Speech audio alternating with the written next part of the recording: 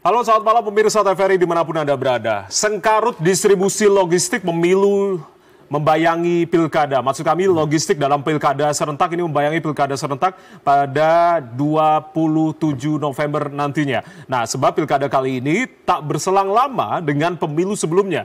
Banyak tahapan yang saling beririsan dalam pilkada serentak 27 November mendatang yang digelar di 37 provinsi dan 508 kabupaten kota. Nah, sampai dengan saat ini PKPU tentang perlengkapan pemungutan suara pilkada ini belum ketok palu dan PKPU ini tentunya menjadi acuan teknis dalam proses pengadaan dan juga distribusi logistik pilkada. Mengingat memang kendala terkait dengan pengadaan hingga distribusi logistik ini kerap kali terjadi atau berulang dalam kontestasi pilkada serentak. Nah, lalu bagaimanakah tentunya strategi dari Komisi Pemilihan Umum KPU dalam menyukseskan penyelenggaraan pilkada serentak terbesar sepanjang sejarah kali ini?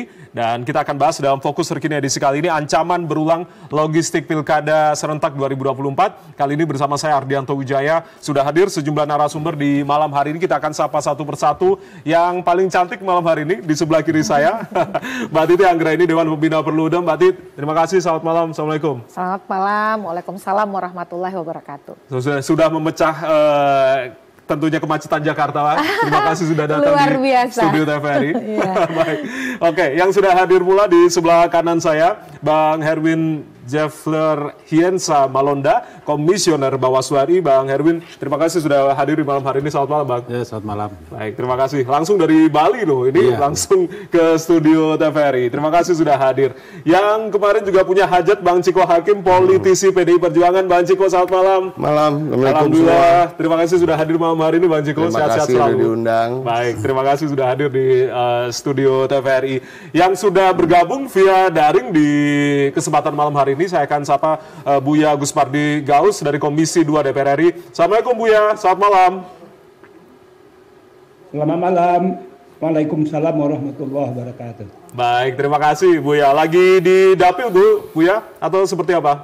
Betul, lagi di dapil. Terima kasih sudah bergabung malam hari ini via daring. Dan kita nanti akan juga hadirkan dari Komisioner KPU sambil menunggu Mas Idam Holik akan bergabung bersama kami. Bicara terkait dengan logistik pemilu, saya akan langsung tanyakan ke Bawaslu. Artinya, Bang Edwin, ini kan kalau menurut Ketua KPU, setidaknya ada 3 aspek yang membutuhkan perhatian secara serius terkait dengan logistik ini. Yang pertama adalah terkait dengan pengadaan, lalu letak geografis, dan juga keamanan logistik. Bagaimana tentunya pengawasan dari Bawaslu sendiri terkait dengan 3 hal tersebut?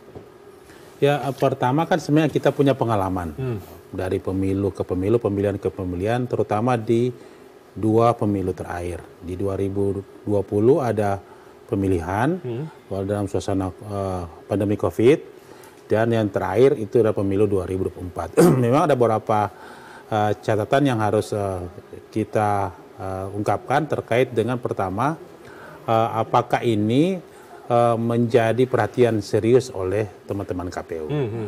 Perbedaan pengelolaan atau manajemen logistik oleh KPU pemilu dengan pemilihan, kalau di saat pemilu KPU mengelola langsung terkait dengan logistik, ya, terutama surat suara. Namun saat ini kan dia delegasikan ke kawan-kawan KPU daerah di 37 provinsi dan di 508 kabupaten kota. Nah, sebenarnya terkait dengan koordinasi sangat diperlukan dengan KPU. Pertama, tentang penentuan di mana tempat percetakannya. Jangan sampai terjadi adalah terkait dengan KPU daerah sangat jauh lokasi tempat percetakan, terutama surat suara, dengan lokasi di mana KPU itu. Yang kedua ini terkait distribusi. Distribusi ini kan pengalaman kita di pemilu yang baru-baru, ini berpengaruh dengan proses pemungutan suara. Apalagi kalau surat suaranya kan sebenarnya idealnya paling lambat itu 1 hari sebelum pemungutan suara dilakukan. Nah, ada beberapa tempat yang memang itu yang jadi problem. Terakhir kan di PSU di Sumatera Utara, Sumatera Barat, untuk DPD di Pulau Mentawai justru yang ada persoalan ditunda hari pemungutan suaranya kan terkait dengan logistiknya yang terlambat ini. Dan itu bisa saja diakibatkan dengan di cuaca. Di bulan November kan akhir tahun ya, apalagi di Indonesia Timur ya sudah dalam kondisi cuaca yang tidak bersahabat. Dan ini memang harus dilakukan pemetaan manajemen risiko dari kawan-kawan KPU supaya nantinya ini tidak jadi masalah. Mudah-mudahan ini diprioritaskan terkait dengan ini. Terutama juga nanti ini berawal dari bagaimana pengaturan tempat pengadaannya sambil kepada distribusi, dan distribusi kan dua hal, distribusi dari tempat percetakan sampai ke KPU kabupaten kota. Itu kemudian di kabupaten kota melakukan nama sortir dan pelipatan, itu benar-benar dilakukan dan itu sampai kepada TPS. Mudah-mudahan yang paling lambat itu ya tanggal 26 November sudah ada minimal yang paling utama adalah surat suara yang jadi penting bagi kita bersama, termasuk formulir C hasil yang C plano itu yang sudah ada. Kemudian kalau yang lain-lain kan sebenarnya bisa diadakan oleh kawan-kawan KPU di daerah atau malah bisa dicetak sendiri oleh kawan-kawan KPU. Tapi yang paling penting adalah tadi dua komponen logistik yang sangat berkontribusi yang harus dijaga keamanannya supaya jangan diselewengkan, terutama terkait dengan surat suara dan C hasilnya. Karena C plano itu kan dilakukan di tempat pemungutan suara untuk melakukan tele terkait. Jadi memang dari awal kita lagi melakukan koordinasi secara internal untuk kita berikan masukan kepada KPU sambil pengalaman yang lalu. Kami kan Bawaslu dalam prosesnya 2 kali melakukan rilis. Di saat menjelang hari H pemungutan suara 3 kali. Pertama distribusi logistik tahap pertama itu di luar surat suara. Ada banyak persoalan-persoalan yang ada, keterlambatan dan sebagainya tidak lengkap sebenarnya. Dan yang kedua surat suara itu sendiri yang memang ada yang belum sampai, dan pada saat pemungutan suara juga yang memang ini jadi problem yang mengakibatkan ada beberapa pemungutan suara tertunda jamnya. Kemudian kalau juga terkait dengan formulir penghitungan yang bisa mengakibatkan tertunda penghitungan suaranya. Nah, mudah-mudahan ini manajemennya memang berkaca kepada pemilu terakhir, karena kan pemilihan serentak ini kan sebenarnya mengulang dari pemilu serentak sekarang, tetapi perbedaannya adalah siapa pengelolanya, teknisnya. Nah, pengelola teknisnya kalau yang kemarin KPU langsung mendrive itu, tetapi sekarang ke KPU daerah. Masing-masing kalau pemilihan gubernur di 37 provinsi dan pemilihan bupati wali kota di 508 kabupaten kota di luar DKI Jakarta. Gitu. Permasalahan logistik yang tentunya menjadi perhatian kita karena selalu terulang begitu ancaman ini semoga jangan lagi membayangi dalam pilkada serentak tahun ini. Mbak Titi, pandangan dari Perludem kalau melihat beberapa kali catatan terkait dengan apa yang tadi sudah diungkapkan oleh Pak Erwin selalu berulang dalam pilkada serentak. Kalau dari sisi beban dan kompleksitas pilkada pasti lebih sederhana. Jadi misalnya dari sisi jenis surat suara saja, di pemilu serentak kan jauh lebih rumit ya. Dari mulai titik-titik distribusi, lalu juga jenis surat suara, keragamannya itu lebih tinggi di pemilu legislatif. Apalagi kemudian ditambah dengan DPD, ditambah juga dengan presiden. Nah di pilkada ini dari sisi jenis dan juga kompleksitas memang dia lebih sederhana, tetapi dia tadi kemudian punya karakter yang berbeda. Kalau di pemilu kecenderungannya adalah sentralisasi, jadi dari sisi anggaran, dari sisi pengambilan keputusan itu sentral, yaitu KPU yang lebih punya otoritas. Tetapi di pilkada yang mengambil keputusan ini terkait dengan logistik ada 37 untuk Pilgub, lalu 508 untuk kabupaten kota. Ini berkaitan selain soal tadi pengadaan, lalu distribusi dan keamanan, di awal dulu nih perencanaan. Nah perencanaan itu tidak bisa dilepaskan dari anggaran. Jadi walaupun semua daerah sudah menandatangani nota perjanjian hibah daerah untuk pembiayaan pilkada, meskipun catatannya di Aceh masih sedikit ada problem ya Pak Herwin terkait dengan dualisme pengawas, di mana kalau di Aceh kan Panwasli pilkada itu tersendiri, berbeda dengan Panwasli pemilu, ada beberapa yang belum tuntas soal anggarannya. Nah ini kita harus pastikan betul mengawal bahwa anggaran yang sudah disepakati itu memang dicairkan tepat waktu dan cukup untuk pengadaan logistik. Karena memang meskipun sudah ada kriteria pencairan anggaran, itu jangan sampai bermasalah ketika logistik harus misalnya diadakan dan dieksekusi. Yang kedua adalah memang distribusi ini juga agak lebih sederhana. Karena kenapa? Karena terjadi regrouping TPS. Kalau dulu jumlah pemilih per TPS maksimal 300, sekarang maksimal 600. Artinya kan distribusi surat suara itu lebih sederhana dibandingkan ketika pemilu legislatif. Tapi tadi Pak Herwin menyoroti, rata-rata pengadaan itu adalah berorientasi kepada Jawa. Jadi yang biasanya menang tender itu adalah perusahaan-perusahaan yang ada dari Jawa. Karena memang dari sisi harga lebih kompetitif begitu. Contoh dulu di DKI Jakarta 2017. Pilkadanya di DKI Jakarta. Bayangan kita yang menang tender pengadaan surat suara tuh di Pulau Jawa. Ternyata dari Makassar. Nah, hal seperti ini karena distribusinya lintas pulau tadi ya. Soal keadaan-keadaan yang punya potensi force major, misalnya apakah itu bencana alam, ataukah kemudian gangguan cuaca dan lain sebagainya, itu juga harus diantisipasi. Dan yang juga kita harus perhatikan adalah soal logistik ini tadi ya, soal bukan hanya tepat jumlah, tepat jenis, dan juga tepat waktu, tapi dia harus anti korupsi. Karena kalau dalam banyak riset, salah satu tahapan yang kemudian rentan dari sisi penyalahgunaan itu adalah pengadaan logistik. Kita tidak ingin logistiknya ada, hari pemungutan suara berjalan, tapi residunya adalah masalah hukum. Jadi ini teman-teman juga harus selalu diingatkan bahwa logistik ini bukan hanya soal memastikan hari H tidak terganggu, tetapi juga harus smooth landing.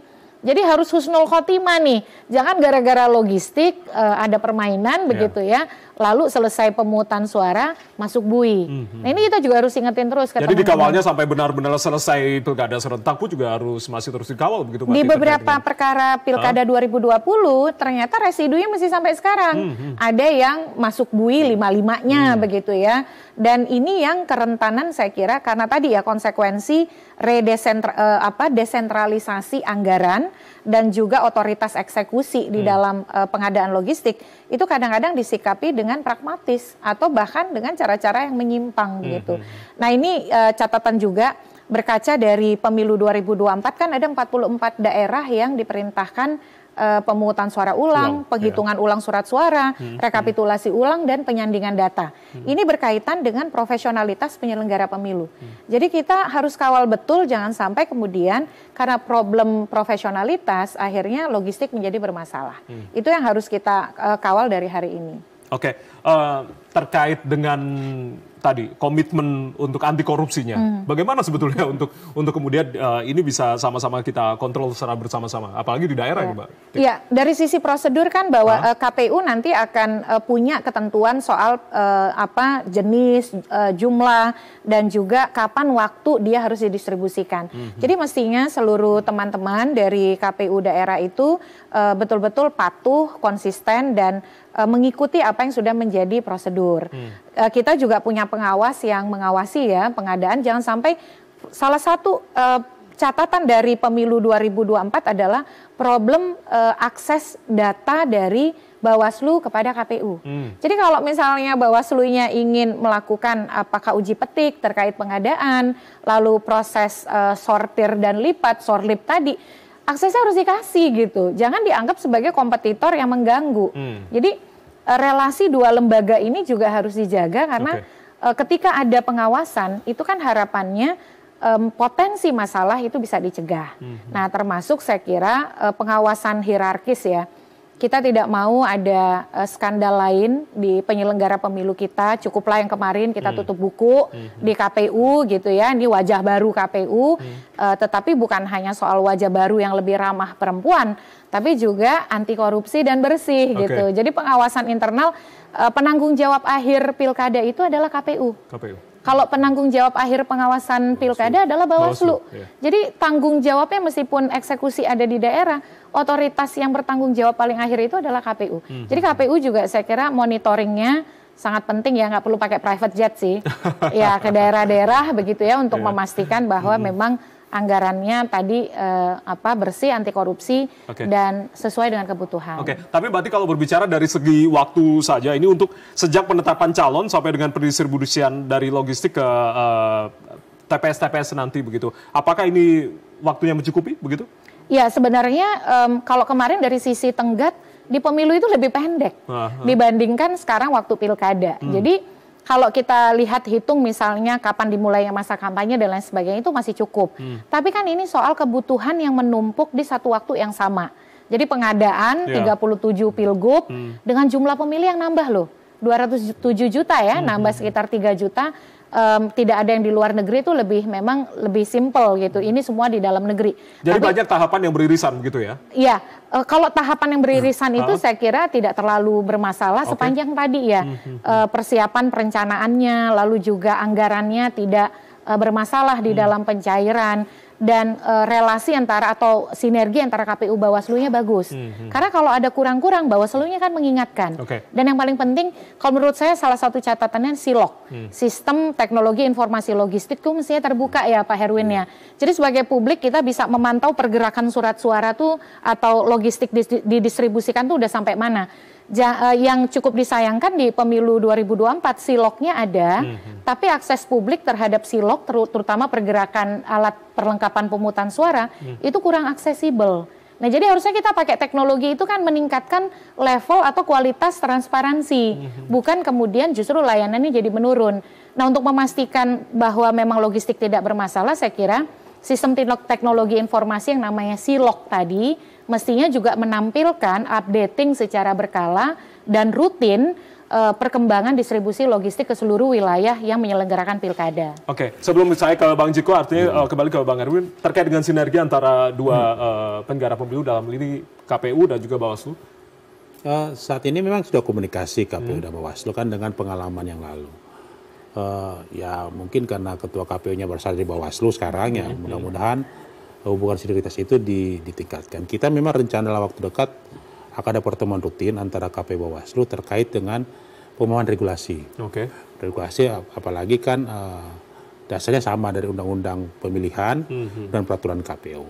Sambil yang memang memahami bahwa tugas-tugas pengawasan sebagian dari juga untuk menjaga integritas penyelenggara pemilihan itu, termasuk juga sebenarnya secara sekilas membantu kawan-kawan KPU memastikan apakah yang dilakukan oleh kawan-kawan KPU itu tidak bermasalah secara hukum, secara etika. Nah ini memang tugas yang kami emban supaya mengingatkan. Nah, cuma memang kesulitan kita tadi, Mbak Titi mengatakan tentang akses data. Kami memang kesulitan akses data sebagai bagian dari penyusunan bahan bagi kami untuk menyusun strategi pengawasan pada saat tahapan yang lakukan. Walaupun memang itu tidak satu-satunya bagi kami, kami pasti akan melakukan cara yang lain dengan segala macam keterbatasan. Walaupun memang juga harus diakui bahwa data ini sangat penting harus kita lakukan. Misalnya begini, tadi Mbak Titi mengatakan terkait dengan SILOG. Kesulitan kita yang kemarin di pemilu kemarin karena memang tidak bisa mengakses data di SILOG, tiba-tiba di satu KPU tengah malam ada datang logistik. Kawan-kawan Bawaslu kan kelabakan karena tidak bisa memperkirakan kapan tibanya. Sambil memastikan agar supaya nantinya proses ini bisa berjalan dengan sesuai ketentuan. Terutama gini, mengamankan logistik utamanya. Yang tadi surat suara itu kan logistik utama dari semua pemilihan supaya tidak diselewengkan. Pertama, apakah itu tidak ada penambahan surat suara yang dicetak sesuai ketentuan plus 2% biasanya itu di DPT. Atau jangan sampai terjadi sudah pemilu dilaksanakan tapi sudah dilakukan pencoblosan. Nah, kita kan nggak tahu.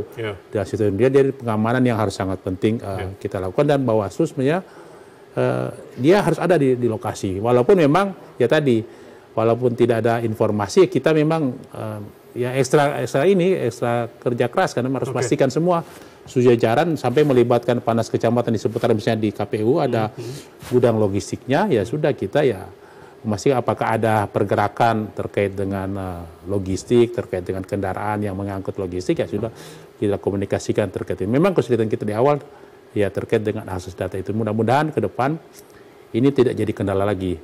Sambil kita komunikasi dengan KPU bahwa sebenarnya sinergitas itu sangat penting untuk memastikan prosesnya bisa berjalan sesuai dengan apa yang kita harapkan bersama, tidak ada penyimpangan dalam proses tahapan itu, termasuk logistiknya. Oke, itu harapan kita. Nanti kita akan konfirmasi ke KPU seperti apa. Ke Bang Ciko, artinya dari parpol sendiri, apa kemungkinan yang diharapkan begitu terkait dengan logistik ini? Apakah ada kekhawatiran terkait dengan pengadaan logistik, terkait dengan penggelaran pilkada ini dari sisi logistiknya? Kekhawatiran itu pasti ada ya, karena kalau dikatakan dari oleh Mbak Titi kan memang banyak sekali yang kejadian yang selalu terulang di setiap pemilu, ya kan, ini bukan baru sekali.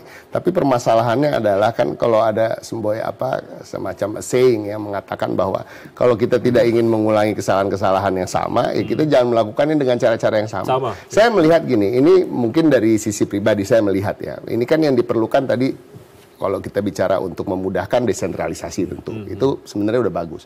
Tapi ada juga profesionalisme. Profesionalisme itu atau profesionalitas itu seperti apa sih?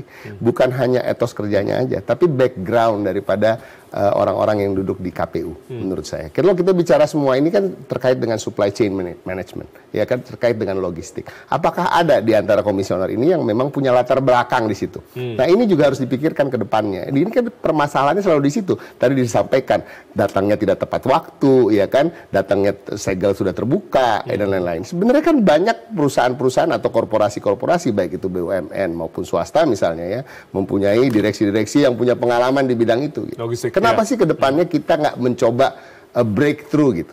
Nggak lagi selalu aktivis ini pengen duduk di semua jabatan yang ada di Republik ini. Iya kan? Ini menurut saya ini yang tadi saya merangkum apa yang disampaikan oleh Bapak tadi dan Mbak Titi, itu sebenarnya kan ada posisi-posisi memang harus diduduki oleh orang-orang yang profesional di bidangnya. Dan kalau kita bicara soal KPU yang tadi disampaikan, ini semua adalah transportasi antar pulau, ya kan, terkait dengan kendala cuaca dan lain-lain. Kalau kita bicara minimarket yang sifatnya yang sudah gerainya udah begitu banyak ya, chain minimarkets misalnya, tentunya mereka lebih memahami gitu ya, korporasi. Jadi ke depan memang harus ada orang-orang yang duduk, tidak harus semua dalam komisioner KPU itu yang memang punya latar belakang supply chain management dan punya latar belakang IT yang mumpuni. Karena kan itu tadi kita bicara IT, kita bicara supply chain, kita bicara logistik. Tapi selalu yang duduk ini adalah orang-orang yang, mohon maaf gitu, termasuk ini kritik untuk partai politik yang sebenarnya juga berada di partai politik gitu. Nggak bisa juga harus tanda kutip aktivis dengan latar belakang organisasi di mana, organisasi di apa. Tapi harus lebih penting lagi adalah profesionalisme itu didukung bukan hanya oleh etos kerjanya aja, orang rajin dan lain-lain. Ini harus juga keahlian. Terkait dengan keahlian, dan semoga ke depan kita juga akan belajar dan kita tidak mau mengulangi hal seperti ini dan menjauh. Justru menurut saya dengan kita akan meng-hire orang-orang KPU yang dari latar belakang seperti itu akan menghindari mereka juga politicking, bermain politik dan menghindari hal-hal yang sifatnya tadi paling penting, ada korupsi dan lain-lain.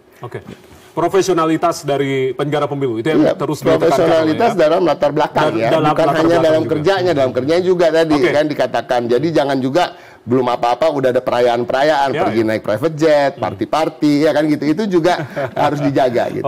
Baik. Saya langsung ke Buya Guswadi.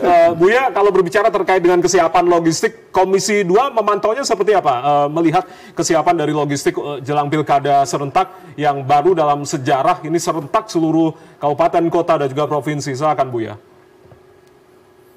Ya, pengalaman dari pelaksanaan pileg itu tentu menjadi referensi bagi penyelenggara pemilu, yaitu KPU terhadap pelaksanaan daripada pilkada ini. Ini tentu merupakan sesuatu yang sangat berharga dan penting bagi penyelenggara pemilu kemarin 14 Februari 2004 dan insya Allah bahwa akan melaksanakan pilkada 27 November 2024. Ketika kami melakukan kunjungan kerja ke beberapa daerah, memang yang jadi persoalan tentang logistik itu adalah mengenai pengadaan, dan itu selalu saya sampaikan di RDP dan saya ungkapkan kepada KPU tentang pengadaan, bahwa perlu ada perjanjian yang jelas antara KPU dengan pihak pencetak. Karena apa? Ketika dilakukan pendistribusian oleh percetakan ke KPU kabupaten, kota, dan provinsi, ternyata KPU daerah terpaksa bekerja lebih maksimal lagi. Kenapa? banyak surat suara yang sobek, banyak surat suara yang warnanya tidak sesuai dengan partai politik yang ada. Tentu kini juga menjadi pembelajaran bagi pelaksanaan pilkada yang akan kita laksanakan ini. Karena ini sifatnya adalah petugas daripada kabupaten, kota, dan provinsi dalam melakukan itu distribusinya, pembuatan percetakannya, tentu kita harapkan pengalaman-pengalaman yang tidak enak, yang tidak sesuai dengan ketentuan dan peraturan yang berlaku itu, ini menjadi referensi. Oleh karena itu, harus ada ketegasan antara KPU dan pihak percetakan bahwa yang akan dikirimkan itu adalah sesuatu yang sudah disortir oleh pihak percetakan. Apakah pertama adalah karena sobek, kedua warna atau foto yang tidak sesuai, dan juga berbedanya. Ini yang paling berat ini. Yang dibuat adalah untuk Kabupaten A, yang dikirim adalah untuk Kabupaten B. Ini adalah sesuatu yang sangat signifikan, kesalahan pendistribusian itu. Nah, oleh karena itu tentu kita berharap pengalaman lama ini menjadi referensi, mengurangi sesuatu yang tidak sesuai kita harapkan. Itu yang pertama. Yang kedua adalah berkaitan tentang pemetaan, yaitu peta geografis. Ini juga perlu disikapi oleh KPU. Kan ada koordinasi terutama pemilihan gubernur dan lain sebagainya itu. Ada namanya daerah terluar, ada namanya pulau, dan saya sekarang ini sedang berada di Sumatera Barat. Ternyata pelaksanaan DPD kemarin ini, PSU itu di ke Pulau Mentawai. Satu-satunya daerah yang di luar daripada darat, ini ternyata memang terjadi keterlambatan. Nah, persoalan-persoalan itulah yang perlu disikapi oleh KPU berdasarkan pengalaman 9 Desember 2020 kita melaksanakan pemilu kada, itu dianggap sukses karena berada pada kondisi pandemi COVID. Nah, oleh karena itu tentu kita harapkan setelah ada pilkada 9 Desember, kemudian ada pemilu 14 Februari kemarin, tentu ini menjadi referensi bagi KPU, kabupaten, kota, dan provinsi. Ini adalah pertama pelaksanaan daripada pemilu kada. Tadi sudah dikatakan jumlahnya adalah 37 provinsi, 508 kabupaten kota. Ini adalah pemilu kada pertama serentak yang dilakukan oleh kita ini. Oleh karena itu tentu kita berharap mudah-mudahan kendala-kendala yang lama baik pada pilkada 9 Desember 2020 begitu juga pada 14 Februari 2024 ini menjadi antisipasi terhadap problema-problema ataupun masalah-masalah untuk kita jadikan pembelajaran dalam pelaksanaan 27 November 2024. Oke, baik. Ya, nanti kita akan bahas tadi ada beberapa hal yang tentunya ditekankan oleh Buya Agus Pardi begitu terkait dengan pengadaan, distribusi dan juga hingga keamanan. Usai jeda kita akan masih berbicara terkait dengan kesiapan dari logistik Pilkada 2024. Tetaplah bersama kami di Fokus Terkini TVRI, kami kembali saat lagi.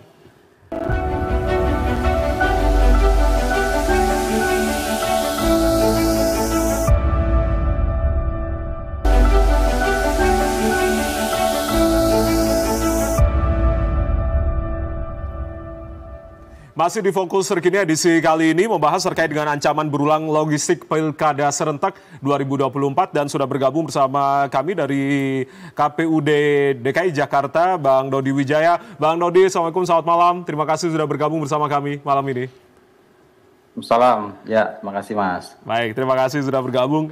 Yang ingin saya tanyakan langsung ke Bang Dodi. Bang Dodi, terkait dengan proses lelang pengadaan logistik yang ini tentunya masih menjadi PR setiap kontestasi pilkada begitu. apakah tentunya ini sudah dilaksanakan nantinya atau setelah KPUD menetapkan pasangan calon begitu, dan berapa lama sebetulnya waktu untuk bisa untuk proses lelang pengadaan ini, Bang Dodi? Ya, untuk tahapan logistik sendiri kan masih berproses ya. Kemarin dari KPU RI sudah kita diundang untuk persiapan. Tentu pertama market sounding, jadi kami menyampaikan apa saja kebutuhan-kebutuhan, kelengkapan alat pemungutan suara dan lain sebagainya yang diperlukan dalam pelaksanaan pilkada kepada perusahaan-perusahaan yang memang berminat untuk mengikuti proses pengadaan sesuai dengan ketentuan peraturan perundang-undangan.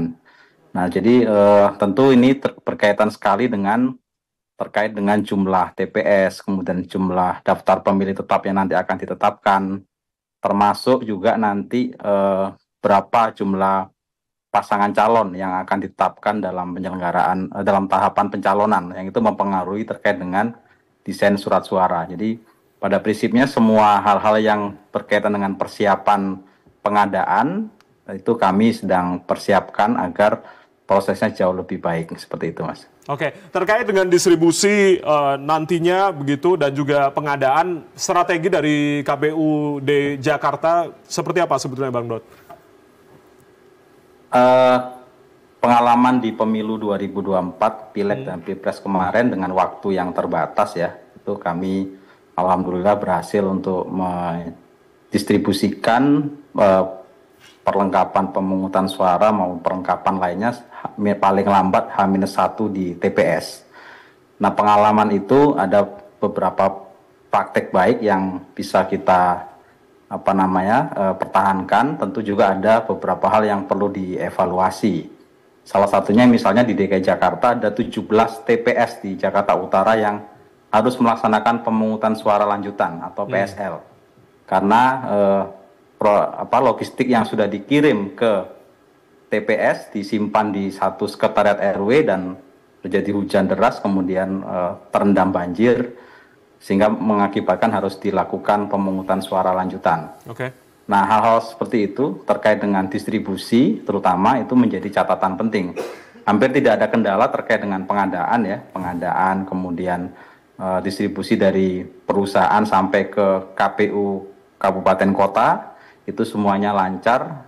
Yang jadi catatan adalah terkait distribusi sampai ke TPS memang ada salah satu kendala yang harus kita perbaiki dan antisipasi terkait dengan kemarin di musim hujan tersebut. Baik, ya. Saya langsung ke Bang Erwin. Bang Erwin, kalau berbicara terkait dengan pengadaan, ini logistik pilkada sendiri merupakan unsur utama begitu ya dalam penyelenggaraan pilkada serentak nantinya. Bawaslu apakah juga terlibat dalam proses pengawasan terkait dengan pengadaan logistik pilkada ini? Ya, kami kan hanya ini yang hal di luar saja. Kalau proses teknisnya kan lembaga yang lain yang melakukan pengawasan. Apalagi terkait dengan antisipasi korupsinya kan. Nah, tapi terkait dengan spesifikasinya. Mudah-mudahan spesifikasinya ini sesuai dengan peraturan KPU. Terutama yang paling penting ini. Karena dia harus disinkronkan terkait dengan penegakan hukum pemilihan. Karena bisa saja ada pasangan calon yang tidak lolos dalam penetapan calon tanggal 22 September, dia melakukan proses gugatan misalnya. Itu kan harus diperhatikan berkaca dari pemilihan DPD kemarin. Harus memastikan apakah tadi kan Mas Dodi katakan juga terkait dengan berapa pasangan calon akan ada di setiap daerah yang akan dicantumkan dalam surat suara. Nah, bukan tidak mungkin ini akan jadi problem tersendiri kalau tidak dipastikan. Pertama, waktu untuk memastikan kapan surat suara dicetak. Kapan surat dicetak terkait dengan pasangan calon yang akan. Apalagi ada daerah-daerah yang potensi masalah terkait dengan syarat calon. Yang kedua sebenarnya melakukan mitigasi. Ya, memang pengalaman kita di pemilu kemarin yang pertama terkait tadi kan bicara tentang geografisnya. Tapi yang paling penting kan sesuatu yang tidak kita duga, misalnya tiba-tiba bencana. Bencana di situ tertentu yang memang harus dilakukan apa langkah dari kawan-kawan KPU dan kita semua supaya bisa mengantisipasi ini. Kan di beberapa daerah banyak ada pemungutan suara lanjutan terkait dengan bencana. Yang paling besar kan kemarin pemilu di Demak. Itu hampir satu kabupaten di Demak melakukan pemungutan suara lanjutan karena persoalan banjir. Nah ini yang memang harus diantisipasi dalam proses pengadaan distribusi dengan berkaca di pemilu kemarin. Yang mudah-mudahan di satu sisi kawan-kawan di daerah menyiapkan tempat pemungutan suara. Kami sih mencatat kemarin ketika di H-1 masih ada TPS yang belum disiapkan. Masih ada logistik termasuk surat suara yang belum tersalurkan. Terutama juga terkait dengan bagaimana kita mau mengantisipasi kalau tadi disampaikan oleh Mas Ciko terkait dengan surat suara rusak atau Pak Gus Pardi surat rusak atau yang tertukar, karena kita walaupun cuma sedikit kemarin menemukan ada surat suara yang tertukar antar daerah pemilihan, dan ini biasanya terkait dengan pemilihan lokasi percetakan. Jangan sampai lokasi percetakan itu yang berbagai macam daerah yang ada dia salah kirim di ini. Nah, itu kan jadi problem tersendiri, harus dilakukan mitigasi dan sebagainya supaya nanti tidak persoalan, termasuk juga nanti ada surat suara yang rusak. Karena ini pemilihan sekarang kan yang diutamakan fotonya. Nah, yang kemarin kan dampak yang ada kalau fotonya kabur bisa diprotes oleh pasangan calon, kan bisa berpengaruh katanya terkait dengan apakah terkait dengan keterpilihan yang bersangkutan. Nah, ini yang memang harus benar-benar dikomunikasikan kepada peserta pemilihan sebelum pelaksanaan dan dilakukan jauh hari sebelum hari pemungutan suara. Jangan sampai ketika ini ada, kan susah kita mau mencetak surat suara yang ada gambar atau foto pasangan calon. Kalau mungkin terkait dengan surat suara yang pilek kemarin cuma yang persoalkan tentang tanda gambar partai politik, tapi yang ada lain kan hanya terkait nama calon anggota registrnya. Tapi ini yang paling penting terkait dengan kualitas surat suaranya. Surat suara yang bisa saya mempengaruhi, jangan sampai terjadi ada pasangan calon gambarnya bagus, ada pasangan calon yang lain gambarnya tidak bagus. Nah ini yang bisa jadi soal di konher, terutama aja yang saya kembali tadi yang memastikan berapa sih sebenarnya di setiap daerah pasangan calon yang benar-benar akan masuk dalam kontestasi di pemungutan suara nanti, supaya ini berpengaruh di surat suara. Karena kita punya pengalaman di DPD yang memang harus ada berulang lagi pemungutan suaranya yang karena terkait dengan ada pasangan calon yang ada peserta pemilu yang tidak akomodir, tetapi dia bisa melakukan gugatan di MK dan dia disetujui dan dapat PSU. Itu yang tadi juga sempat menjadi catatan, setidaknya dari Buya Agus Pardi tadi menekankan sebelum nantinya didistribusikan sudah harus ada komitmen antara percetakan dan juga KPU untuk kemudian juga memudahkan begitu sebelum nanti akan disortir ulang begitu. Saya langsung ke Mbak Titi. Mbak Titi, ini kan bicara pengadaan begitu, mekanisme dari pengadaan ini menggunakan e-katalog kan ya, dan sudah menjamin transparansi dan juga akuntabilitas penyelenggaraan pilkada belum kira-kira? Iya. Penggunaan e-katalog itu kan akhirnya berdampak pada yang menang tender itu tidak bisa dipastikan di satu lokasi yang sama. Jadi makanya tadi seperti cerita DKI Jakarta 2017, pilkadanya di Jakarta, yang menang tendernya di Makassar. Jadi hal-hal seperti itu harus diantisipasi tentu saja. Tapi yang paling penting nih kita ngomongin logistik, sementara syarat usia calonnya saja, itu belum ada. Gitu. Bagaimana Mbak Titi terkait dengan ini? Itu udah ketawa juga nih. Kalau saya kan bagian yang berpendapat bukan usia itu saat pelantikan. Yang di mana-mana ya syarat itu persyaratan calon. Dan status sebagai calon itu diperoleh ketika ditetapkan oleh KPU sebagai pasangan calon. Contohnya saja, mengundurkan diri dari TNI, Polri dan lain sebagainya kan saat ditetapkan sebagai pasangan calon. Lalu beberapa persyaratan lain itu parameternya saat termasuk pengunduran anggota DPR, DPD, DPRD kan saat ditetapkan sebagai pasangan calon. Jadi sebenarnya parameternya kristal clear. Nah ini memang sekarang bandulnya itu di Mahkamah Konstitusi. Karena ada beberapa permohonan, ada 6 permohonan yang menguji soal kapan syarat usia itu diukur. Jadi ada yang minta saat pendaftaran, ada yang minta saat penetapan pasangan calon oleh KPU, ada yang minta saat pemungutan suara, begitu ya. Bahkan ada kakak beradik nih yang mengajukan permohonan begitu. Mudah-mudahan Mahkamah Konstitusi menangkap situasi ini ya. Bukan untuk menempatkan Mahkamah Konstitusi sebagai pengadilan banding dari Mahkamah Agung, karena memang objeknya berbeda. Yang satu kan menguji norma undang-undang terhadap undang-undang dasar. yang satu menguji peraturan KPU terhadap undang-undang. Jadi kalau kemudian nanti Mahkamah Konstitusi punya tafsir konstitusional bahwa apa yang dimaksud dengan calon itu dan kapan usia itu misalnya harus dihitung, bisa saja Mahkamah mengatakan begini, soal usia itu harus berapa itu terserah pembentuk undang-undang, berarti kan open legal policy. Termasuk ketika ada persyaratan calon, siapa mengoperasionalisasi persyaratan usia itu dihitung kapan, bisa saja Mahkamah mengatakan itu juga ranah open legal policy.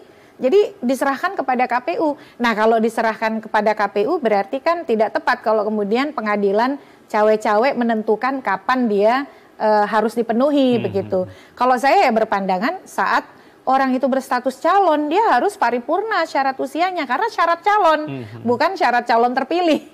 Nah, jadi itu kalau pencalonan ini kan penetapan pasangan calon oleh KPU itu 22 September. Jadi nanti kampanye akan dimulai pada 27 September. Yang juga harus diantisipasi adalah kalau ada sengketa pemilihan. Jadi ada yang memenuhi syarat tidak diloloskan, dia menganggap dirinya memenuhi syarat tapi tidak diloloskan, pasti akan datang ke Bawaslu untuk mempersoalkan. Atau orang yang dianggap tidak memenuhi syarat tapi diloloskan, itu kan juga akan menimbulkan laporan.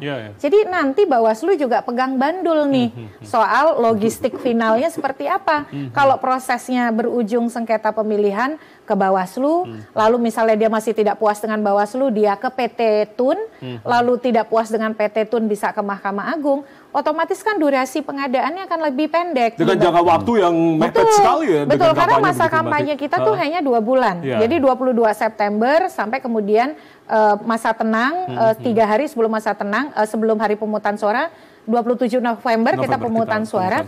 Jadi Bawaslu nanti juga akan berhadapan dengan banyak situasi itu. Catatan saya di pilkada itu yang namanya sengketa pemilihan atau sengketa pencalonan itu banyak loh, bahkan lebih intensitasnya dan ekses konfliknya jauh lebih besar. Karena ini kan soal militansi dukungan terhadap calon. Jadi KPU punya tantangan pengadaan logistik, tapi Bawaslu juga punya tantangan menyelesaikan sengketa pencalonan supaya kemudian bagaimanapun kerangka waktunya bisa terpenuhi. Karena kalau di Undang-Undang Pilkada, segala macam sengketa yang berdampak pada pencalonan dan calon itu harus berakhir 30 hari sebelum hari pemungutan suara. Jadi sudah ada deadline-nya nih. Mudah-mudahan semuanya bisa terpenuhi deadline-nya. Sebelum nanti saya tanyakan ke Bang Erwin, tapi saya penasaran ke Bang Ciko terkait dengan persyaratan usia calon begitu, apa yang tentunya menanggapi hal ini? Ya, itu penting. Kita tunggu dulu, mancing-mancing aja sih. Ya, kita kan nggak mau sampai itu belakangan.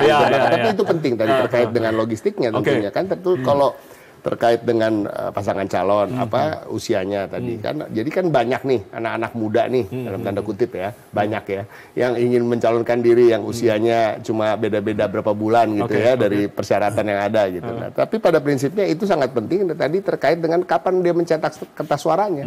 Ya kan, kalau itu belum diputuskan oleh MK ya kan, hukum yang definitifnya apa, ini kan juga berbahaya, bisa tenggat waktunya bisa mundur lagi ya, di daerah-daerah tertentu nanti bisa mundur tadi pemilihan pencoblosannya. Nah, ini yang juga sangat penting. Nah, permasalahannya sekarang adalah bagaimana mana yang menurut kami lebih pantas ya, bagi PD Perjuangan sebenarnya lebih pantas kemarin tidak ada yang mengubah hal itu di MA. Harusnya kan, dari awal nggak usah ya kan, nggak usah nyari-nyari celah ya, hanya untuk meloloskan seseorang yang lahir di bulan Desember tahun 1994. Oh, ya sudah kan? spesifik ya? Spesifik karena pelantikannya itu kan nanti Januari gitu kan. Ini kan sangat spesifik gitu. Jadi ini hal yang kita sama-sama ketahui, dan ini salah satu lagi yang terjadi lagi cacat dalam proses demokrasi di Indonesia akhir-akhir ini salah satunya. Nah, kembali lagi tadi kalau bicara soal mana yang lebih pantas, ya saya rasa sama tadi benchmarknya adalah ketika penetapan calon, ya kan, seperti juga tadi anggota DPR harus mundur ketika sudah ditetapkan jadi calon, begitu juga anggota aktif dari TNI maupun Polri. Saya rasa itu yang paling pas. Oke. Baik, itu tanggapan dari Bang Ciko sendiri. Jadi itu tadi, dan itu terkait dengan jadwal tadi. Jadi nggak mengganggu jadwal percetakan, ya kan? Ini kan mengganggu, akhirnya nih saya berada di sini jadi tahu itu pun akan mengganggu ini semua, supply chain-nya segala akan terganggu. Baik, saya langsung minta tanggapan terkait dengan hal ini. Buya Guspardi masih tersambung ya, Buya. Sebelum nanti saya akan ke Bang Herwin. Buya, artinya terkait dengan tadi sorotan terkait dengan pencalonan syarat usia dari calon kepala daerah. Bagaimana Komisi 2 menanggapi hal ini? Ya, sampai sekarang kami kan belum melakukan RDP dengan KPU berkaitan tentang persyaratan calon yang ditetapkan oleh Mahkamah Agung.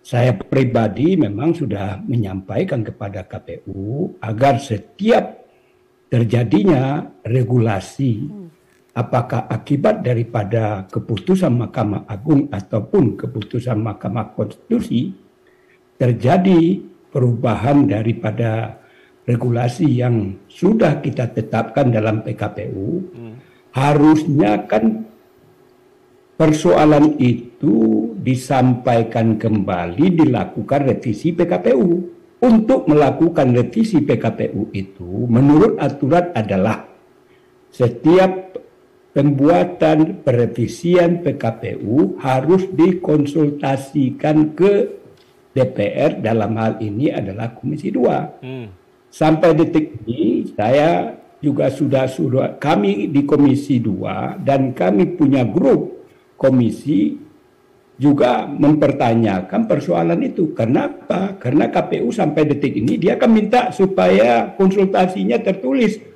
Saya sudah hampir 5 tahun di Komisi 2 itu tidak pernah beranjak dari Komisi 2. Ini apakah arti daripada konsultasi itu apa? Kemudian kalaulah seandainya bisa kita jadikan kontensi, yang namanya konsultasi itu adalah di mana KPU, Bawaslu membuat atau merevisi PKPU ataupun peraturan Bawaslu, menyampaikan draftnya kepada Komisi 2, lalu kita melakukan dialog. Dari dialog itu terjadi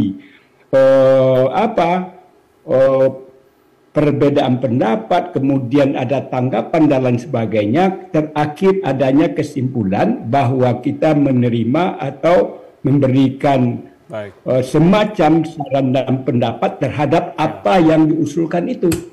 Jadi artinya yang ingin saya sampaikan adalah konsultasi tertulis itu adalah sesuatu yang tidak lazim, dan selama ini kami di Komisi 2 kalau melakukan perevisian dan pembuatan terhadap PKPU dan peraturan Bawaslu harus melalui RDP dengan Komisi 2 dan juga dihadiri oleh Kementerian Dalam Negeri beserta Bawaslu dan DKPP. Baik. Ya, ini persoalan lain ya kalau bicara terkait dengan syarat usia, dan masih menunggu nanti kita seperti apa begitu dinamika yang masih tersedaji. Tapi yang paling penting tadi Mbak Titi menyoroti terkait dengan potensi sengketa dari Bawaslu yang nanti akan ditangani. Tanggapan Anda, Bang Herwin? Ya, kan tugas Bawaslu yang memang memastikan apakah peserta pemilihan ini sesuai dengan ketentuan. Termasuk ya sudah, kita kan tidak bisa menolak perkara. Permohonan yang bagi para pihak yang merasa dirugikan dengan keputusan KPU. Nah, dalam konteks ini sebenarnya kita lagi mempersiapkan jajaran kita. Sambil ya memang melakukan prediksi waktu. Karena tadi kan Titi katakan 30 hari sebelum hari H, sebenarnya proses sudah berhenti supaya nanti memastikan tadi itu bisa terkait dengan logistiknya, surat suara dicetak. Sebenarnya kawan-kawan KPU punya waktu untuk melakukan proses percetakan sambil dengan terkait dengan distribusi. Ya mudah-mudahan dengan waktu misalnya batasnya 22 September penetapan pasangan calon, kemudian 3 hari kemudian itu proses pelaporan atau permohonan ke Bawaslu, dalam kurun waktu 12 hari kita melakukan proses ini. Ya memang itu kita akan lakukan, cuma yang tidak bisa diprediksi ini sebenarnya di lembaga lain, lembaga peradilan, di PT Tun dan di Mahkamah Agung. Itu yang memang di luar ranah kami. Tapi kalau kami berupaya memastikan kalau bisa ya sebelum 12 hari kita sudah selesaikan prosesnya karena kita sudah pernah melakukan itu di pemilu. Pemilu yang kemarin kan dipercepat waktunya karena hanya 45 hari proses kampanye yang beririsan dengan nantinya persoalan kapan percetakan surat suara dan terkait juga nanti kepada pemungutan hitungan suara. Itu kita akan pastikan. Termasuk juga begini, bukan cuma sekedar tadi Mbak Titi tentang syarat usia. Kita kan selama ini lagi melakukan proses terkait dengan syarat calon yang lain harus mengundurkan diri. Syarat calon yang lain harus mengundurkan diri, artinya? Biasanya mengundurkan diri dari anggota TNI Polri dan lembaga-lembaga negara yang bersumber dari keuangan. Ini yang kan Bawaslu kan pernah memutuskan terkait dengan DPD di Jawa Timur. Karena hanya terbukti yang bersangkutan masih anggota lembaga negara yang sumber keuangannya bersumber dari APBN atau APBD. Yang ini memang harus kita rumuskan bersama supaya nantinya tadi ujungnya akan berpengaruh kepada surat suara. Ya, tadi 30 hari waktunya. Mudah-mudahan itu yang bisa disampaikan, tidak ada lagi setelah selesai pemungutan suara itu disoal atau selesai penetapan itu disoal yang berarah kepada Mahkamah Konstitusi. Karena kalau kita lihat kemarin kan ada beberapa catatan, misalnya karena ada persoalan-persoalan terkait dengan ini, misalnya keterwakilan perempuan kan bagian dari ini undang pemilu, tapi di pilkada kan tidak masuk itu. Tapi yang paling penting sebenarnya tadi ada yang memang akhirnya terbukti dia belum menjalani 5 tahun proses pidananya, itu sehingga dilakukan proses pemungutan suara ulang karena memang tidak memenuhi syarat secara administratif. Mudah-mudahan informasi ini bisa tersampaikan, publik mengetahui dan memberi informasi kepada Bawaslu. Kami akan melakukan proses pencegahan, tapi kalau ada kita lakukan proses tadi Mbak Titi katakan. Kalau secara legal standing yang tidak diloloskan, dia melakukan proses, bisa 2 proses pelaporan atau permohonan sengketa, atau bagian diloloskan dan dianggap tidak memenuhi syarat bisa melakukan pelaporan Bawaslu, akan melakukan prosesnya, kita rekomendasikan di kawan-kawan KPU untuk itu. Baik. Nanti usai jeda saya akan tanyakan kesiapan juga KPUD Jakarta juga ke Bang Doni, karena pilkada ini tetap menggunakan Sirekap begitu. Ini juga masih pro kontra juga, apakah ini juga digunakan karena banyak suara juga, banyak masukan juga agar Sirekap tidak digunakan lagi dalam pilkada, dan bagaimana sebetulnya secara teknis, secara sistem Sirekap ini apakah juga sudah ada perbaikan dari pemilu 2024 sebelumnya. Usai jeda kita akan masih membahas terkait dengan judul kita di malam hari ini, ancaman berulang logistik pilkada. Kami kembali saat lagi.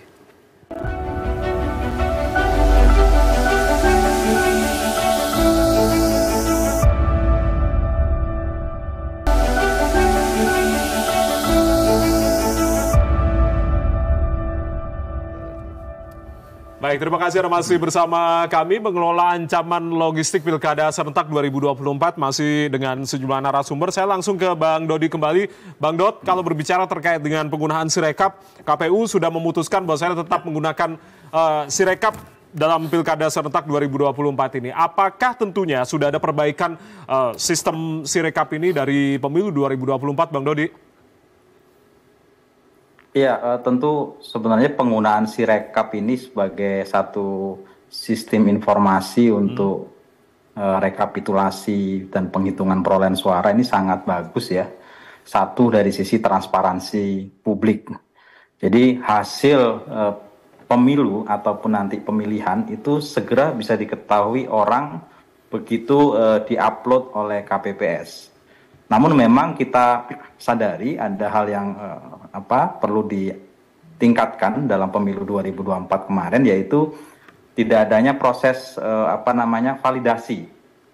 Begitu KPPS mengunggah, dia pakai teknologi UCR dan OMR, begitu ada kesalahan penulisan itu langsung terunggah gitu. Sehingga misalnya tertulis angkanya XX8. Itu kan maknanya hanya 8 suara, tapi oleh sistem terbaca menjadi 888. Sehingga suaranya menjadi sangat tinggi. Nah, ini belum ada sistem validasinya. Tentu kalau boleh memberikan masukan, karena ini adalah ranah dari KPU RI ya, untuk desain maupun sistem dan perangkatnya, itu tentu ada proses validasi terhadap data yang diunggah maupun diinput oleh KPPS. Sehingga kalau ada yang sifatnya anomali, sistem bisa mendeteksi dan ada petugas yang melakukan validasi. Sehingga kalau angkanya tidak normal, itu tidak bisa atau tidak dipublish terlebih dahulu, tapi dilakukan kurasi.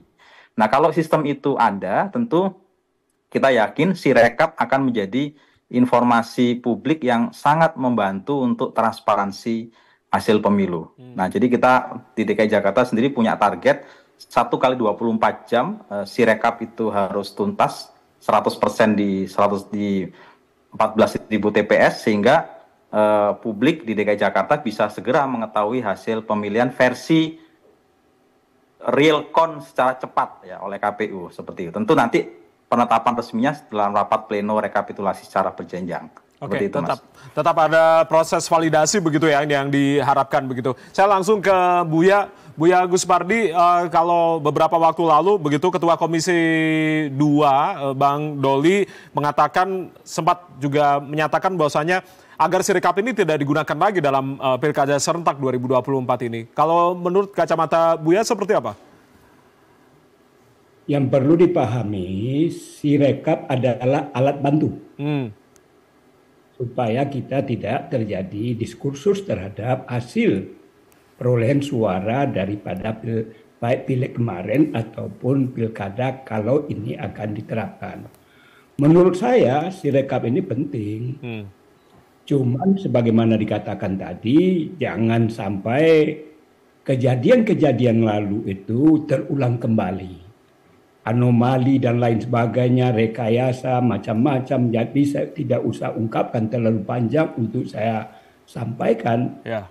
Yang penting adalah yang perlu dipahami bahwa itu adalah adat bantu. Dalam rangka apa? Supaya masyarakat bisa mengetahui bagaimana kondisi objektif daripada penghitungan suara yang sedang dilakukan oleh KPU itu. Intinya, Sirekap memberikan ruang kepada publik tentang bahwa pelaksanaan daripada penghitungan itu dilakukan secara transparan dan akuntabel. Untuk validasi, untuk dijadikan sebagai tolok ukur daripada bagaimana betul jumlah suara yang pas itu tentu adalah hasil manual yang dihitung oleh KPU itu. Jadi ini hanya sekedar alat bantu. Bagi saya secara pribadi ini tidak menjadi persoalan. Kenapa ketua kami Komisi 2 menyatakan tidak perlu adanya Sirekap? Karena persoalan itu memang sesuatu yang memilukan dan memalukan. Masa masih terjadi juga hal-hal yang tidak pantas untuk dilakukan, adanya penyesuaian. Mana yang penting? Nah ini kan aneh juga. Bahwa penghitungan manual itu adalah tidak perlu berhenti akibat harus samanya jumlah angka antara penghitungan Sirekap dengan penghitungan manual itu. Ini memang sesuatu yang tragis. Oleh karena itu kita harap kalaulah seandainya Sirekap tetap dipakai dan itu adalah bersifat alat bantu, tentu perbaikan penyempurnaan terhadap pemanfaatan Sirekap itu perlu dilakukan perbaikan secara paripurna sehingga tidak menimbulkan duga-dugaan yang tidak kita harapkan. Itu yang kita harapkan bersama, penyempurnaan dan juga perbaikan terus dilakukan terkait dengan Sirekap. Saya langsung ke Bang Ciko. Bang Ciko, kalau berbicara Sirekap yang digunakan kembali dalam pilkada pada pilpres yang sempat menjadi sorotan terkait dengan penggabungan suara begitu. Nah, apa yang kemudian tentunya menjadi kekhawatiran dari partai politik dalam hal ini PDI Perjuangan begitu terkait dengan penggunaan Sirekap dalam pilkada serentak ini? Tentunya ya itu tadi, selalu kita khawatir, dan bukan hanya PDI Perjuangan, saya rasa partai-partai politik lain dan juga masyarakat ya, kalau terjadi intervensi dalam tanda kutip terhadap hal-hal yang sifatnya terkait dengan teknologi informasi ya kan, dan karena ini bisa dimanipulasi dan kita tahu tidak sesulit itu memanipulasi hal-hal yang terkait dengan teknologi informasi, apalagi kalau memang pengelolanya adalah bisa intervensi oleh kekuasaan. Dan ini yang memang menjadi permasalahan gitu. Kalau kita bicara soal teknis, saya rasa nggak sesulit itu untuk memperbaikinya secara paripurna tadi disampaikan oleh Buya ya gitu ya. Kan ini hal yang bukan sesuatu yang baru kok. ya kan, hal-hal yang sifatnya menghitung, melakukan IT, itu kan bukan sesuatu yang baru.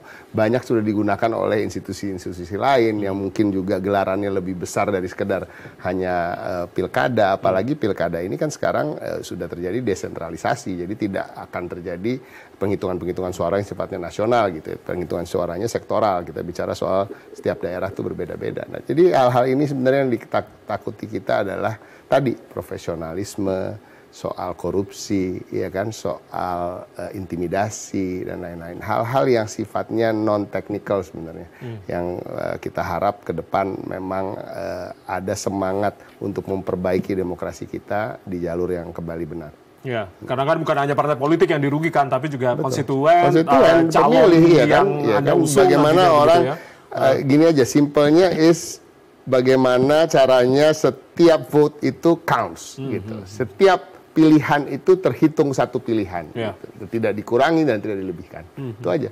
Oke, saya langsung ke Mbak Titi. Mbak Titi, penggunaan Sirekap ini kan juga tadi sebagai alat bantu. Sebetulnya seharusnya mempermudah pilkada nantinya dan juga sekaligus kadang juga menimbulkan polemik, terjadi manipulasi suara begitu. Nah, Perludem menanggapi hal ini?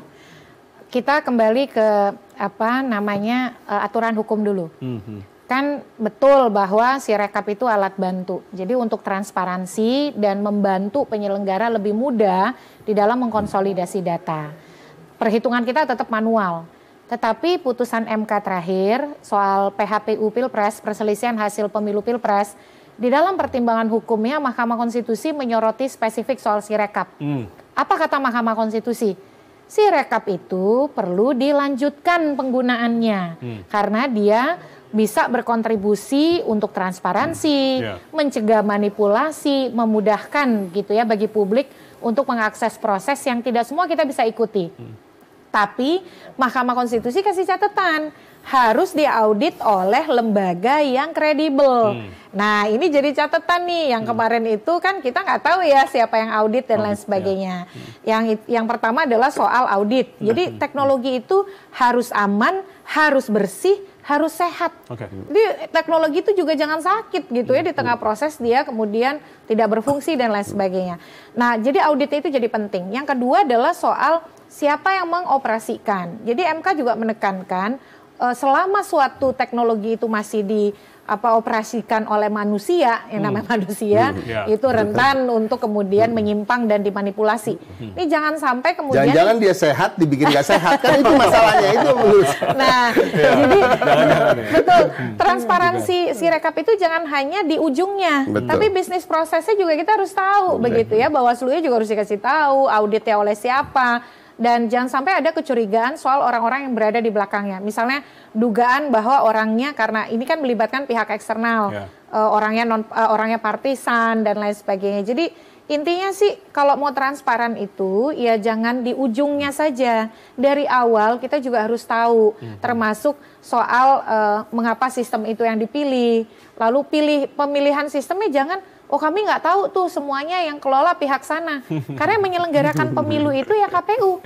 Jadi dia harus ada di depan dalam menjelaskan gitu. Makanya awal-awal Filipina menggunakan electronic counting machine, namanya ECM ya, yang menghitung lembaran surat suara itu jadi isu karena kenapa? Ketika menjelaskan sesuatu, yang menjelaskan tuh vendor, bukan KPU-nya, bukan Komeleknya.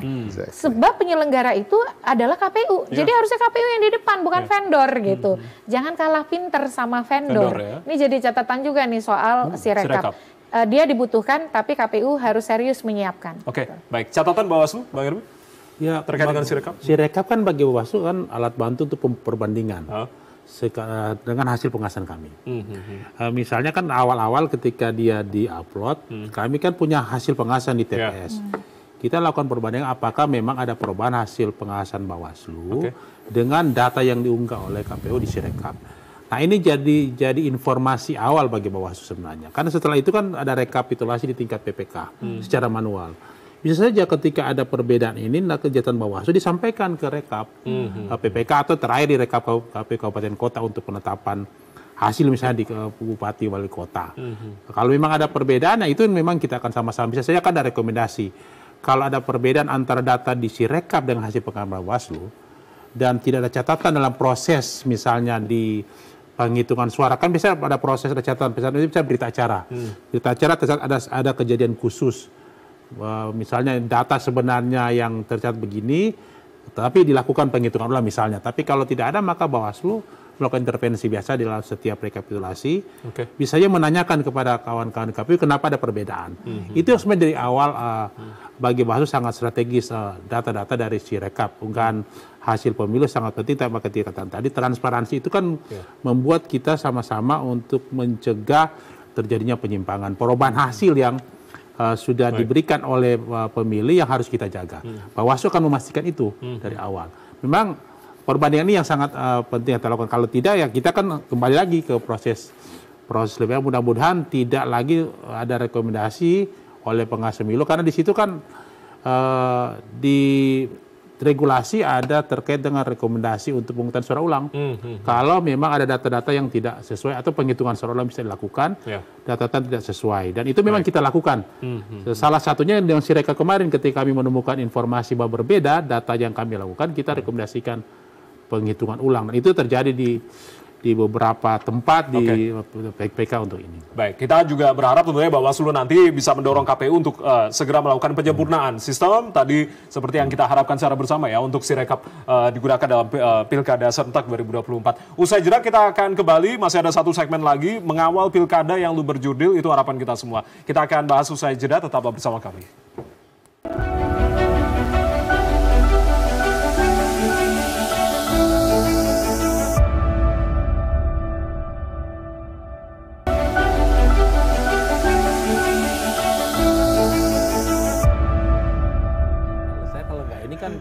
Oke, kita masih di Fokus Terkini TVRI.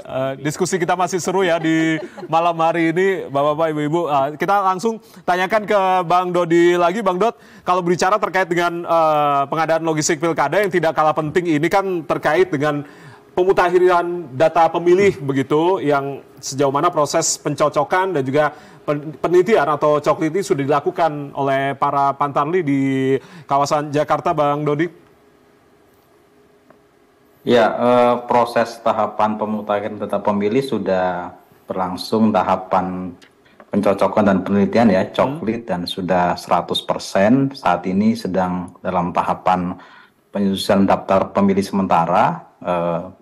Untuk menyempurnakan itu, kami sekarang sedang menggelar rapat koordinasi dengan semua KPU Kabupaten Kota untuk mensinkronkan atau mentabrakan data ganda. Jadi data ganda antar kelurahan, antar kecamatan, maupun antar kabupaten kota dalam wilayah DKI Jakarta juga sedang dilakukan proses sinkronisasi dan analisa agar prinsip dari pemutakhiran data pemilih untuk mendapatkan data yang akurat dan mutakhir itu bisa terpenuhi. Jadi tentu ini adalah kerja besar dan kerja bersama ya dengan teman-teman Bawaslu untuk memastikan hak konstitusional yaitu hak pilih warga negara khususnya dalam pemilihan kepala daerah itu bisa terpenuhi. Maka kami memastikan menerima masukan dari banyak pihak, baik dari pengawas, dari pemantau, dari stakeholder kami, agar memastikan setiap warga negara khususnya di DKI Jakarta itu bisa terdata sebagai daftar pemilih. Seperti itu, Mas. Oke, kalau berbicara terkait dengan perubahan data pemilih, jika dibandingkan dengan pilkada sebelumnya, seperti apa? Berapa persen, Bang, perubahan data pemilihnya? Kenaikan data pemilih itu pasti ya, karena terkait dengan penambahan jumlah penduduk, dan tentu untuk DKI Jakarta sendiri catatannya adalah tingkat migrasi penduduk ini kan sangat tinggi ya. Nah ini tentu menjadi catatan bagi kami. Jadi kalau kita kita sebut istilahnya lampit ya, lahir, mati, pindah itu data itu sangat besar, dan ini kami dapat update data dari Dukcapil melalui KPU RI. Data itu terus kami gunakan sebagai data untuk melakukan penyandingan. Jadi data yang tidak memenuhi syarat karena meninggal dunia, karena sudah pindah keluar Jakarta misalnya, itu tentu kami akan lakukan pemutakhiran. Nah dalam hal nanti pada saat penyusunan daftar pemilih sementara, kami akan umumkan kepada publik kepada masyarakat ya untuk mendapatkan masukan. Barangkali masih ada yang belum terdata dan itu ada kesempatan untuk melakukan updating atau perbaikan daftar pemilih sementara seperti itu, Mas.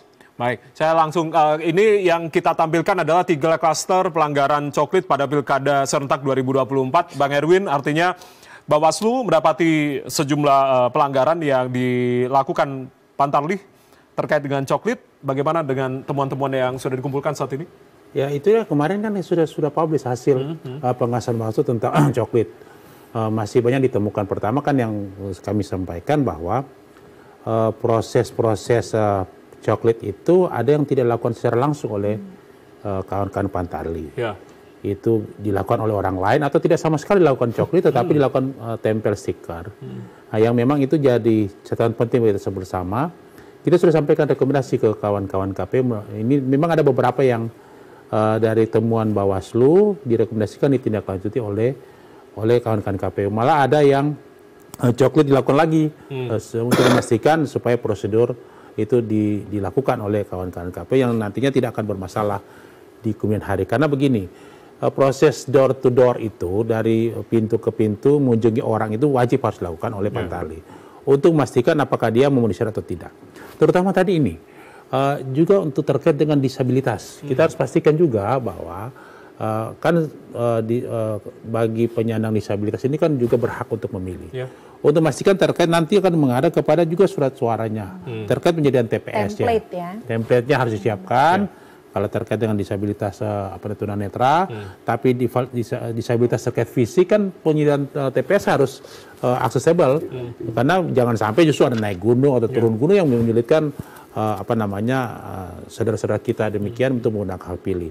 Dan itu diperlukan untuk mengunjungi langsung supaya memastikan apakah benar pemilih yang akan didaftarkan pertama dia memenuhi syarat atau yang kedua memenuhi syarat tapi ada hal tertentu, termasuk juga begini, bisa saja ada daftar pemilih yang jadikan bahan oleh kawan-kawan Pantarlih melakukan proses coklit itu ketika ditemui tidak masuk dalam daftar pemilih. Terutama dalam kondisi tadi ada imigrasi. Apakah imigrasi karena persoalan ekonomi? Tapi yang paling penting terkait dengan migrasi terkait dengan ini. Yang sementara diperlukan bencana alam. Misalnya bencana alam di Sulawesi Utara ada gunung ruang yang di satu kabupaten di pulau itu sudah pindah di kabupaten kota yang bersangkutan. Kemudian yang berikut terkait dengan penyediaan, kan ada kebijakan KPU terakhir di pemilu 2024 yang lalu, itu ada TPS di lokasi khusus. Yang selama ini kan kita lakukan TPS-TPS yang berdekatan dengan TPS yang normal. Tapi ada lokasi misalnya di lembaga pemasyarakatan. Yang mereka punya hak itu memastikan apakah sudah bisa memilih atau tidak. Terutama ini, kan dia terkait dengan logistiknya. Karena dia kan dinamis orang yang keluar masuk. Malah kalau kita lihat perkembangannya, itu daftar sekarang misalnya di LPS itu ada 200, menjelang hari ini meningkat. Nah ini kan jadi problem. Gimana cara dia memindahkan pemilihnya yang awalnya di TPS yang lain, dia pindahkan ke situ yang juga surat suaranya juga harus berpindah. Nah, ini memang problem yang sering kali kita temui.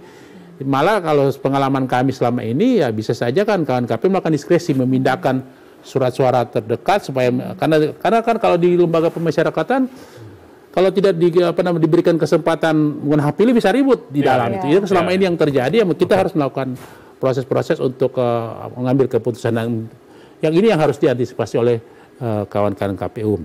Mudah-mudahan ini mengarah ke daftar pemilih sementara, dan lagi diproses oleh KPU dan daftar pemilih sementara itu diumumkan, dan itu keterlibatan publik itu di dalam supaya nantinya begini. Pemutahiran daftar pemilih adalah tahapan yang paling panjang dalam pemilu dan pemilihan. Dia sampai pada hari H masih bisa diproses. Tetapi yang masalah terjadi dua hal. Dia itu senyap di awal.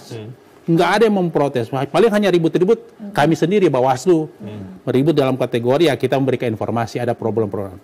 Tetapi partai politik kemudian pasangan calon tidak terlalu mempersoalkan biasanya ini. Nanti misalnya menjelang hari H atau pada saat setelah penghitungan saja jadi ribut. Ini kenapa tidak jadi sumber masalah dan bisa saja jadi objek bisa jadi materi gugatan di MK dan bisa mengakibatkan pemungutan suara ulang. Dulu di Kabupaten Muna ada 2 kali pemungutan suara ulang di MK karena terkait pemilihan tidak memenuhi syarat. Nah, mudah-mudahan ini dilakukan dari awal, ada keterlibatan publik, termasuk juga ya kita mengimbau kepada partai politik, Bang Ciko dan kawan-kawan itu untuk terlibat, memantau sendiri prosesnya. Nanti aksesnya kami minta kepada KNKP berikan kepada partai politik Bawaslu dengan catatan mungkin karena tadi perlindungan data pribadi itu ditutup karena persoalan terkait dengan privasi seseorang. Dan ini yang memang harus ada keterlibatan supaya nanti data pemilih yang tidak jadi masalah di akhir. Untuk ini. Langsung saya ke Bang Ciko. Sebulan lagi sudah masuk pendaftaran, tapi rasa-rasanya PDI masih santai-santai aja nih begitu. PDI bagaimana, Bang? Bukan santai, karena kita terlalu banyak kader yang sangat mumpuni. Terlalu banyak. Berarti mengajukan sendiri nih dalam pilkada. Jadi pertarungan di internal aja untuk mengerucutkan satu nama dari berbagai nama calon-calon di internal kami ini juga agak sulit gitu ya. Jadi seperti kita bicara soal DKI misalnya di Jakarta. Ada komunikasi katanya antara Mas Anies dan Ahok. Betul, itu juga ada. Tapi juga Ahok ini kan juga belum definitif, ya kan, karena ada Bu Risma, ada Pak Andika Perkasa, ada Pak Jarod, gitu. Di internal kami pun itu juga masih dipertimbangkan. Gitu. Walaupun Ahok kalau kita bicara soal elektabilitas paling tinggi, ya. Kalau kita bicara soal daerah-daerah lain, misalnya di Jawa Tengah ada Pak Andika, ada juga Hendra Prihadi, Mas Hendi, ada Mas Bambang Pacul, yang nama-nama yang sebenarnya pantas juga semua untuk menjadi gubernur maupun calon wakil gubernur. Di Jawa Tengah, ada di Jawa Timur, ada Bu Risma, ya di Sumut juga lagi seru ya, karena kita juga dekat dengan Pak Edi Rahmayadi, namun juga ada Pak Nixon Nababan, ada Sofyan Tan, ada beberapa nama juga di internal yang kita juga anggap mampu juga untuk memimpin. Jadi singkat saja kesiapannya. Kesiapannya sebenarnya gini. Ibu mengumumkan atau? Itu pasti ya. Di daerah-daerah tertentu ya khususnya ya. Kalau kita bicara daerah-daerah yang strategis, yang besar seperti Jawa Timur, Jawa Tengah, DKI itu udah pastinya akan menjadi hak prerogatif Ibu untuk menentukan. Tapi daerah-daerah lain DPP, tapi kami udah membuat tenggat waktu paling lama pertengahan Agustus lah. Oke, kita akan lihat dinamika yang terjadi saat ini. Sebelum saya ke Mbak Titi, saya akan ke Buya. Buya, bagaimana tentunya Komisi 2 ikut tentunya mengawal dari setiap rangkaian proses dari Pilkada serentak 2024 ini, Buya? Ya, memang ini adalah merupakan tugas, fungsi, dan wewenang daripada DPR. Setiap tahapan-tahapan itu selalu kita pantau, kita awasi, bagaimana KPU, Bawaslu, dan DKPP bekerja sesuai dengan ketentuan dan peraturan yang berlaku. Kita harapkan, sebagaimana dikatakan tadi, profesionalitas adalah sesuatu keniscayaan, dan kita berharap kepada penyelenggara pemilu agar dilaksanakan pemilu itu dengan jujur, adil, langsung, umum, bebas, dan rahasia, tanpa diintervensi oleh pihak manapun. Dan juga kita harapkan TNI Polri serta ASN sebagaimana ketentuan dan peraturan yang berlaku, dia tidak boleh ikut terlibat dalam politik praktis. Oleh karena itu tentu ini harus dijaga dan dipelihara. Kita berharap bagaimana hasil daripada pilkada ini menghasilkan para pemimpin yang merupakan harapan dan keinginan daripada masyarakat, dan kita berharap pemilu ini kita harapkan juga makin lama makin berkualitas, tidak hanya prosedural dan juga tidak ada tekanan daripada pihak manapun. Baik, oke. Selanjutnya saya sebelum ke Mbak Titi, saya ke Bang Dodi dulu. Bang Dod, artinya bagaimana publik di wilayah Jakarta ini untuk kemudian sama-sama ikut melakukan pengawasan begitu terhadap pilkada serentak nantinya, Bang Dodi? Singkat saja, Bang Dod. Ya, pertama kami membuka ya untuk pemantau pemilihan itu bisa mendaftar di KPU DKI Jakarta yang mereka punya kewenangan untuk melakukan pemantauan dari setiap tahapan pemilu. Ini bisa melibatkan partisipasi publik secara luas.